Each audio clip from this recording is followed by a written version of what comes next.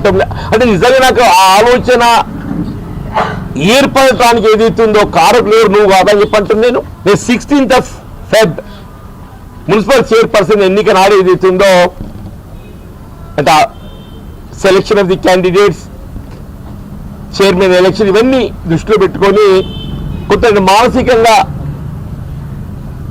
నేను కాంగ్రెస్ కార్యకర్తకు నేను న్యాయం చేయలేకపోయిన ఒక బాధతో ఏదైతుందో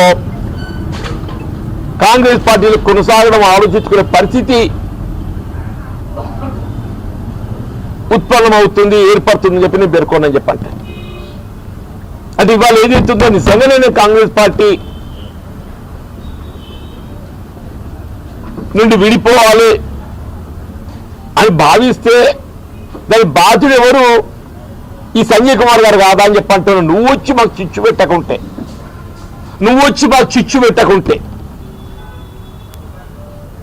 మాకు ఈ సమస్య ఉత్పన్నమవుతుంది నానే.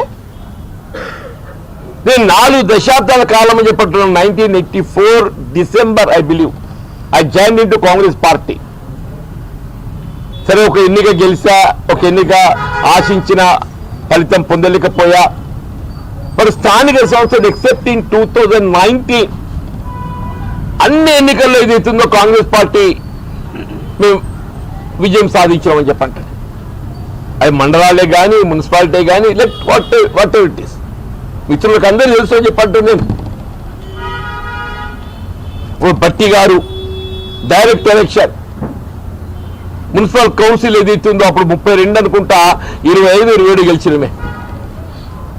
తదుపరి గిరి దేశాయ్ గారు చైర్మన్ గెలిచిన కానీ కౌన్సిల్ ఏదైతుందో అత్యధిక స్థానాలు కాంగ్రెస్ గెలుచుకొని పాలక మండలి ఏదైతుందో కాంగ్రెస్ పార్టీ అధీనంలో ఉండే. గిరి నాగభూషణం గారు, విజయలక్ష్మి గారు, ఆల్ మండల్స్. ఈవెన్ మీరు you'll be surprise I'm telling 1995లో చంద్రబాబు నాయుడు గారు ముఖ్యమంత్రి అయినప్పుడు ఏదైతుందో అసలు ఆయన ఉమ్మడి ఆంధ్రప్రదేశ్ రాష్ట్రంలో స్థానిక సంస్థలో పోటీ చేయడానికి కూడా సంసిద్ధంగా ముందుకు వ్యక్తం చేయలేదు.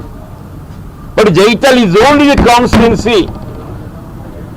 జగిత్యాల్, మల్యాల్, కోడిమ్యాల్, పెగడపల్లి, గొల్లపల్లి అన్ని కూడా మేము గెలుచుకున్నామని చెప్పట్టు. అన్ని కూడా మల్యాలు అయితే 12 గెలిచాము ఎంపీటీసీలు. 12 అంటున్నాయి.